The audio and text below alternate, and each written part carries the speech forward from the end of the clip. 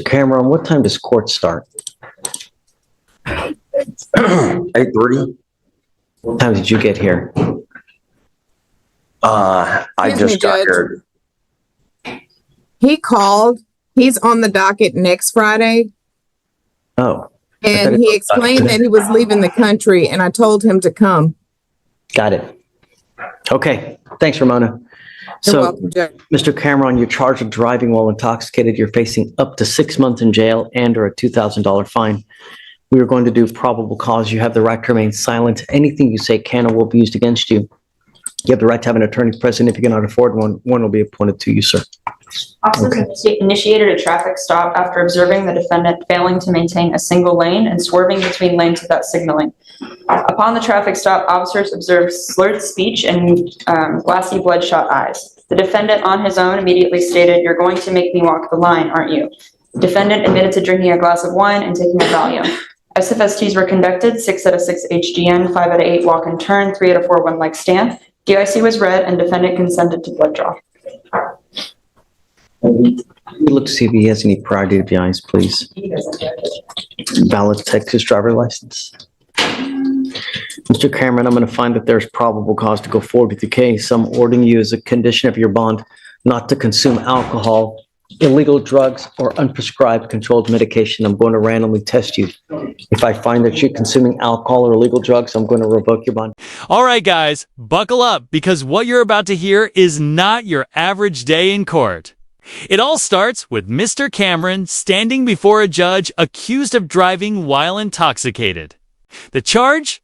A potential 6 months behind bars and a heavy $2,000 fine. The courtroom atmosphere is tense, no nonsense, and brutally clear. The officers claim they pulled him over for swerving, bloodshot eyes, and slurred speech. Before tests even begin, Cameron blurts out, "You're going to make me walk the line, aren't you?" Practically handing the officers ammunition. This isn't a calm, clean process. It's sharp, it's aggressive, and every word echoes like a hammer. Welcome to a legal battle where even silence can betray you. Put you in jail, you will not get more PR bonds. Do you understand? Are you going to allow me to speak What did you want to say? in my defense? I don't want you to talk about the case now. I've got a bunch of DAs here, and everything that you say, they can use it against you. Absolutely. Now's And not, I have nothing to hide, sir. I'm leaving the country. I have to leave the country to teach Bible and English in Ukraine on Monday. I've been planning this for months. I'm not putting a travel restriction on you. I'm just ordering you not to consume alcohol or illegal drugs. I haven't. I had 2 lens replacements that week, sir. From now on, while this case is open, you are not to consume alcohol, illegal drugs, or unprescribed controlled medication. I don't anyway. Well, then it shouldn't be a problem. But you're going to be randomly tested. How long are you planning on being out of town?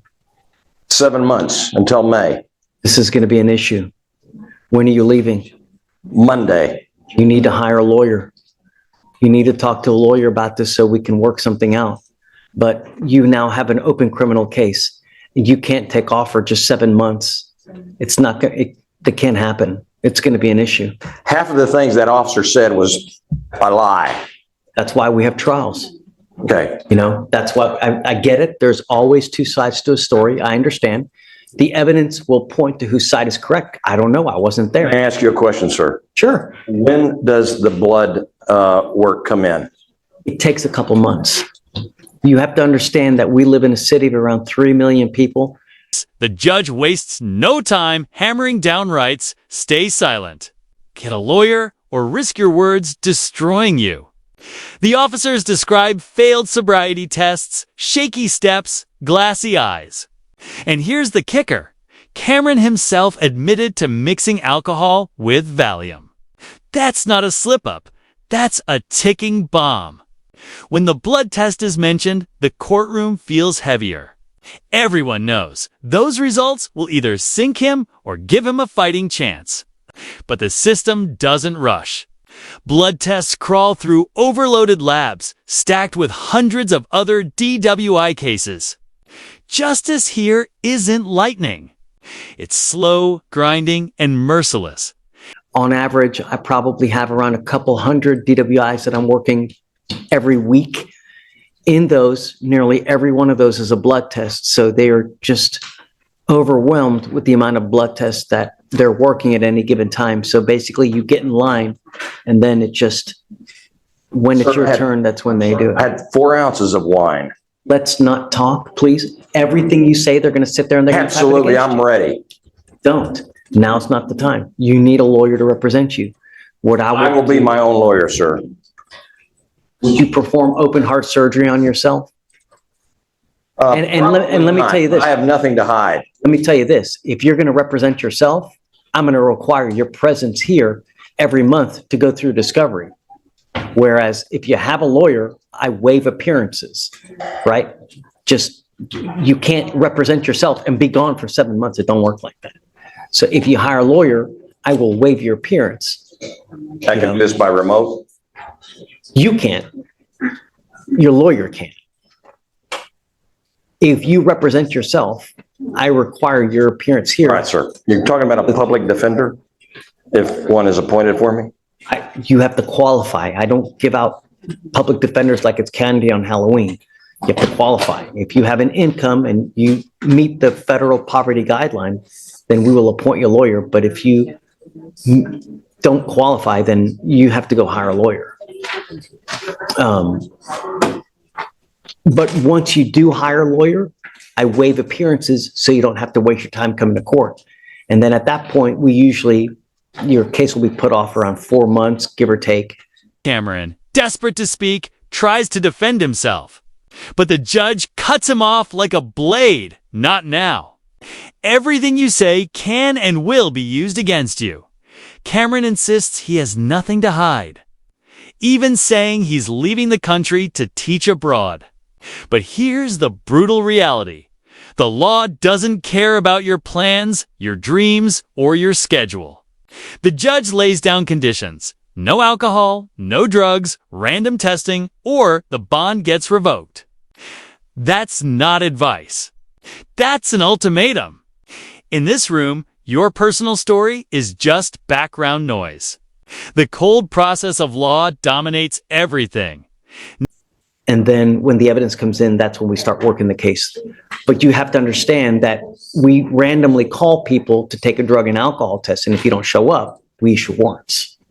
So that could be an issue. So that's why you need a lawyer to represent you. Can I say something about the Valium?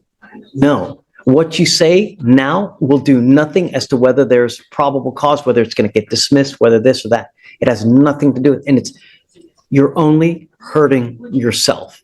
Nothing you can say right now will make it to where the case gets dismissed, whether it just doesn't. Okay, Judge. I'm doing that to help you, believe it or not. You know, Yes, sir. we have a lot of people that come in here and they just want to run gun. Just let's go now. Unfortunately, the law works at a snail's pace. And I know that it infuriates about 90% of the people, but that's just the way it goes. And you're I right. didn't invent it. I just try to All right, sir. micromanage. If you may, in regard to the defendant's license, we see that he appears to have an out-of-state California license that is suspended in the case, except in the case of employment. So it appears to be an out-of-state occupational license. License, I'm going to bar you from driving as well, sir. No. And I'm going to tell you now, if you have an occupational license in California, you've now picked up a DWI. Once they get wind of that, it's very possible they revoke that license as well. If he has an occupational license, it's got to be because of a DWI. Why else? Can I Just don't speak? say, no, don't. It's going downhill real quick. Don't. Now's not the time. You need a lawyer. Now, it gets even sharper. Cameron suggests he'll represent himself in court. And the judge snaps back instantly. Would you perform open heart surgery on yourself? The room freezes because that's exactly how reckless it sounds. The judge makes it crystal clear. Represent yourself and you'll be dragged back to court every month, no exceptions. Hire a lawyer and maybe you can escape some of that heat. But Cameron keeps pushing. He wants control. What he doesn't realize is this isn't a playground. It's a battlefield where amateurs get crushed. If we when do you leave on Monday? 7 a.m. from McAllen. Oh, to McAllen. No, from McAllen to Warsaw. Train to Kiev. What I would do is get on it quick today to see about hiring a lawyer, Okay. and then they can appear on your behalf on Monday, and we can work through the logistics. Don't just take off, because I'm telling you, if you just take off, I'm going to issue a warrant, and the next time you ever try to get on a plane, they're going to arrest you, and it's going to be, you'll sit in custody for months. It is a potential incredibly big headache. So what does the lawyer need to do on Monday? You need to have a lawyer. The lawyer needs to come, file paperwork to represent you, and then we can talk about how to work the logistics with the case. And we got to do that before 7 a.m. when the plane takes off? Well, no. I mean, we don't start court here till 9:00. So, hopefully, if you hire a lawyer this weekend, they can try to get a hold of us through email, and perhaps we can work on it through the weekend, But Okay. you got to get on it I'll quick. get on it. Because lawyers don't work on the weekends, and it's already Friday, and I can tell you, not many lawyers work very hard on Friday. One more question, please. Shoot, Even if it's used against me, can I explain the California license revoked? don't. All right. Just really, I know that you want to, it's just now. The courtroom spirals further as Cameron talks about money, like licenses and travel. The judge slams him with another blow. His California license is suspended. And with a fresh DWI, it could be fully revoked. Imagine that. No license, no freedom to drive, and a potential warrant if he tries to fly out. The walls are closing in. Cameron argues, insists, and tries to explain. But explanations mean nothing in this arena. The judge keeps repeating, "Get a lawyer," because without one, Cameron is cornered, vulnerable, and one step away from being crushed under the weight of procedure. At the time. What we do is we usually give around 30-day resets for people to hire a lawyer, but I'm advising you to do it, Okay. know. Tell me where to go right now. Okay. So you're showing he has a suspended license for sure, right? That's what it shows on our end, Your Honor. Suspended except for that employment Okay, exception. so I'm going to have you sign this affidavit promising us you're not going to drive. I'm going to have you sign a reset with Victoria. You sign the reset with Victoria. We'll have you meet with Felicia for your bond conditions that you're not to consume alcohol or illegal drugs. Understand, I don't care where you are. I know that you're going to Poland or wherever. You can't consume alcohol. And you don't want me to drive from now? Well, you have to follow the law. If you don't have a license, you're not allowed to drive. Okay. All right, sir. All right, sir. All right.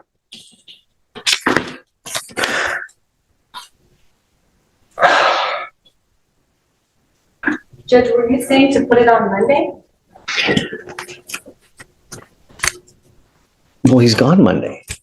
Okay, I so, would just say a 30-day reset and then just, have a lawyer as quick as you can. Theoretically, you don't have to. You could be out of town and still get with a lawyer, and the lawyer can come.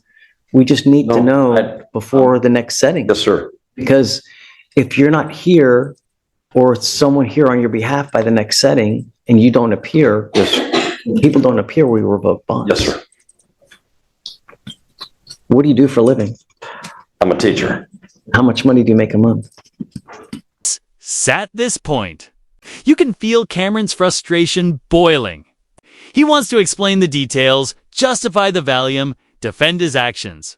But every time he opens his mouth, the judge hammers him down. Stop talking. You're only hurting yourself. And that's the truth. In court, words aren't freedom. They're weapons. And if you're not trained, you stab yourself first. Cameron signs papers, agrees to bond conditions, and gets a 30-day reset. But the judge warns him, leave without resolving this. And the next time he boards a plane, he'll be arrested. That's not a threat. That's reality. I would say that Be honest. I just started with Tomball. IST. So I have barely worked a month, maybe 800. How do you support yourself? I have been working. I'm a retired teacher out of California, and so I have retirement. But I'm trying to come on to Tomball to add to my retirement. So you earn a monthly stipend as Yes, a sir. part of your retirement. Yes, sir. And how much money do you make from that a month? About plus Social Security, All in, all about 5,000 a month, plus the 800 that I just made.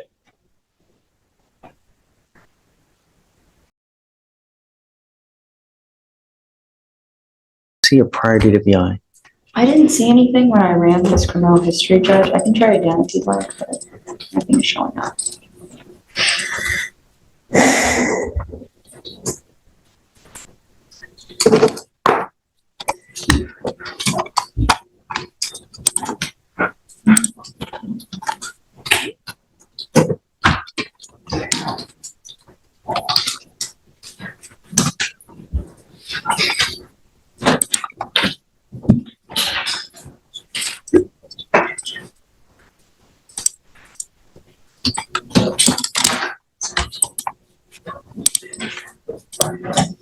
Then comes the financial breakdown. The judge wants answers. How much does Cameron make? How does he survive? What's his income? Cameron admits he earns retirement plus Social Security about $5,800 a month. Right there, the door to a free public defender slams shut. The law is clear. With that kind of income, you don't qualify. There's no shortcut, no loophole, no sympathy. He has to hire his own lawyer. And in this moment, you see the crushing weight of the system. Rules that bend for no one. No matter how desperate their story may sound. How many people are in your household? Who do you live with? I'm living currently with my sister. You're not married. You don't have children. I am going through a divorce. My wife and son are in California. So let's do this. I'll have you come sign this. I'll have you sign the reset. I'll get you with Felicia for your bond conditions. We'll set you off a month. Just be careful out there. All right, sir. All right, sir. Judge, we're keeping the random scars. Yes, James. Yes, Judge, can you hear me? Yeah. Judge, I'm approaching on Munya Rabuga. Okay. I was just trying to get one last reset. There's a motion to adjudicate, I think, that's being worked on in felony court, and he has a new felony pending as well. Judge, that's the one on page 28. What's going on with Munyarabuga? Sorry, Judge. Munyarabuga. Yes, Judge. He's got a new felony pending, and I don't think the What do you mean misdemeanor he- needs to go. How did he picked up a new case for real? It looks like a new one was filed, Judge. The offense date is April 4th, but the filing date is November 1st. So it's not a new case. Well, I mean, yes, it's Judge, new, but New it's, to us, Judge. my gosh. Yes, Judge. And I was just going to see if I could get one last reset. But this courtroom doesn't slow down. Other cases roll in, other names, other charges. For Cameron, the judge keeps circling back to the same anchor. You need a lawyer. Without it, the logistics of testing, appearances, and international travel will implode his case. And if he refuses the bond conditions, instant jail. No debate. The courtroom energy is sharp, relentless, unforgiving. Every second feels like a countdown. Every choice, a trap. Cameron is learning the hard way. Court is not chaos, it's a machine. And if you don't play by its rules, it will eat you alive. I think that it'll probably be dismissed to be used in felony punishment at some point because he also has he's on deferred. And so I think at some point the motion to adjudicate is going to have to be resolved. Judge, I have not, had that advisement from felony myself, but I'll follow up with them and see if that's what they want us to do. Yeah, I'm not setting it off to January, James. I mean, the case is like, It's not, I don't think it's that old, actually. yeah, I mean, Let me it's not see. too terribly old. How long do you want? Can we get to after the felony date on January 23rd? Or is that too far out, Judge? Yeah, it's too far out. Let's just do 30 for now, and then we'll come back and see where we're at. Okay, so do you want to do middle of December, Judge? December 17th through the Yeah. 15th? Yeah, we can do December 17th. And just to be clear, Judge, I wasn't saying that the state was agreeing to dismiss it. I just have a feeling Yeah. that There's the no, felonies- he's not, right. No, I know, I got it, James. It's just right. hopeful. Yes. Okay. We Thank you, love Judge. working with James. Hey, did you get an email from the other people? I haven't received one yet. No, I okay. emailed them, I CC'd, What's the problem? Since he's going out of town, he says that he won't sign for the next meeting. Well, then I'm gonna put you in jail then. How do I, You need a lawyer, you need a lawyer so we can work out the logistics. But, you know, what we normally do, We'll take care of this. what we normally do when people are out of town, The battle continues. Prosecutors, clerks, and lawyers shuffle through more cases. But Cameron's problem lingers like smoke. He's leaving for 7 months. If the judge makes it crystal clear, without proper legal representation, this case will haunt him. Fail a test. Warrant. Miss a date. Warrant. Try to outsmart the process. Warrant. The message is aggressive and unavoidable. The system will not bend for convenience. Cameron is staring down a nightmare scenario where one wrong move could put him in cuffs at an airport thousands of miles away. we have them tested at Quest Diagnostics. You going to Warsaw for 7 months, it's going to be a humongous problem. I don't know how we're going to do this. That's why you need a lawyer so we can figure out the logistics, because I'm not going to take your word for it that you're not going to go over there and not drink. It's why it's a problem. But if you're not going to sign for the conditions, I'm going to revoke your bond. You know? So you're advising me to go ahead and sign and the lawyer will. Well, every person that picks up a DWI, we do the same exact thing. We order the same conditions. Okay.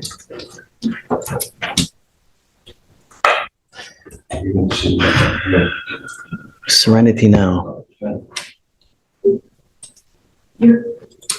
He's not getting a hired attorney, correct? Or, sorry, he's getting a hired attorney on his own behalf, right? He's going, right. No, I'm getting a public defender. You make $5,800 a month, sir. Yeah. That doesn't, you have an income of $5,800 a month. That's not federal poverty guidelines. Sorry, but I have to follow the law. And finally, the gavel falls. The judge locks in the bond conditions. No alcohol, no drugs, random testing, and no driving. Cameron must sign and comply or face immediate consequences. The courtroom doesn't cheer, doesn't pity, doesn't bend. It simply moves on. Another defendant, another case, another day. But for Cameron, this isn't just paperwork. It's a chain tied to him for months, maybe years. And here's the harsh truth. In the world of law, emotions don't matter. Excuses don't matter. Tensions don't matter. Only facts, rules, and consequences. And if you forget that, the system will remind you brutally.